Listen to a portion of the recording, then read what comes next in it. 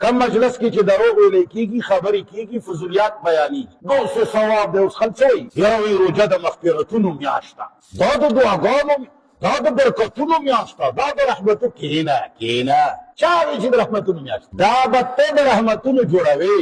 دا به ته د برکتونو جوړوې. او که ته دغسې مسلمان وې لکه د دې زمانې مونږ چې یو چې زما په کور کې 4 قسمه خوراک پخېږي او ما سره خوا کې کور کې روژه ماتی نشته، زه په روژه کې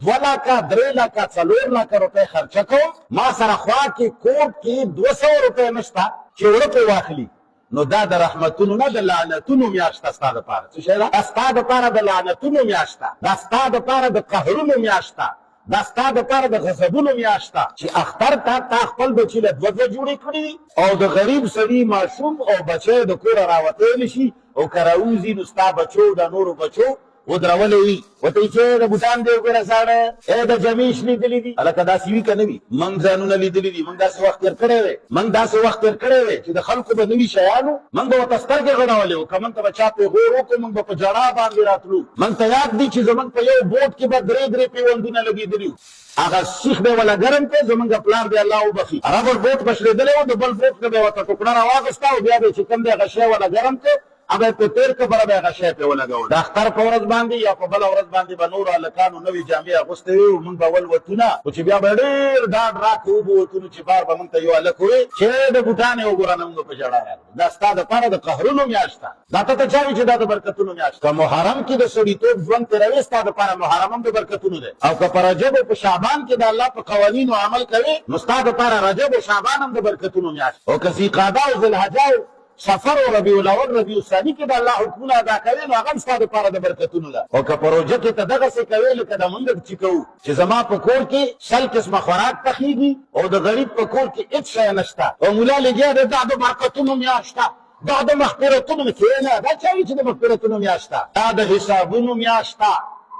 دې کې به د یوې یوې ذرې حساب کېږي، دا د قهر او د غضب میاشت ده، په تا باندې لعنت ورېږي چې ماښام ټایم ستا بچي چرګانو ته ناست دي او خوا کې یو غریب سړي کره د روژه ماتې څه شی نشته. دا خو ګوره زه کله کله دا وایم چې سوځي هغه ځای چې اور پرې بلېږي، وایي څه به احساس د چا د اوښکو وکړي، څه به احساس د چا د اوښکو وکړي چې په ژوند چېرته ژړلي نه وي. ما ته داسې یاد دي زموږ مور دی الله وبخي چې هغه کله مړه شوه موږ واړه ترې پاتې زموږ یو صحن و 4 کوټې وې زما د ترونو، لکه دې جومات دې ګوټ کې زموږ کمره وه، دې ګوټ کې زما د بل تره کمره وه، دې ګوټ کې بله کمره وه، دې کې بله کمره وه. زما 3 واړه ترونه ښه آباد وو، عربو کې اوسېدل، پیسې ورسره وې، زه واړه خور مې من په دې یوه کوټه کې پراته وو او روژه راغله په ما به روژه یا فرض وایه نه، خو خور مې ډېره وړه وه. من کله د روژه ماتې څه شی نه وو، څو ورځو نه به نه وو، او بیا یوه ورځ ما د روژه ماتې دپاره زموږ کور سره خوا کې یو سړی دی هغه عثمر دی الله دې وبخي، د هغه باغ دی چې اوس یې په هغه ځای کې بیټک جوړ کړی، د هغه باغ نه ما خوبانۍ را پټې کړې، غلا مې وکړه غلا، د ماښام روژه ماتې دپاره نه مې د خور دپاره څه وو نه زما دپاره څه، او ترونو کره مې چې کوم دی چرګان پخېدل، ما چې کله غلا وکړه او جام کې مې خرمانۍ واچولې نو موږ ورته ډېر خوشحال وو، ما ته اوس هم یاد دي اوبو کې مې واچولې او ناست یو بانک ته انتظار کوو، زما 2 ترونه راغلل وایي چې تا د خوا کې باغ نه غلا کړې ده، موږ ته سړي وویل زه یې ایثار کړم دومره یې ووهلم چې څومره سړی وهلی،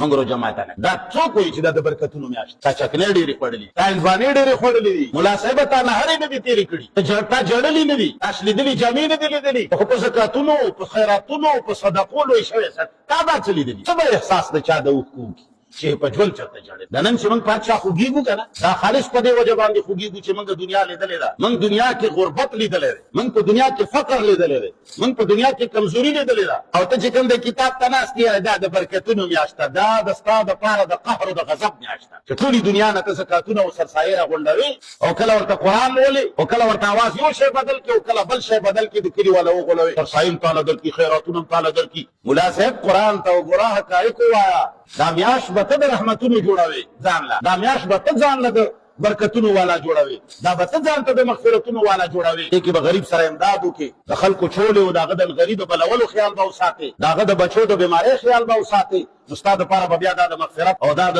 رحمت میاشت به بیا وګرځي. کني دا مسلمانانو دپاره د قهر او د غضب میاشت، د حساب او د کتاب میاشت ده.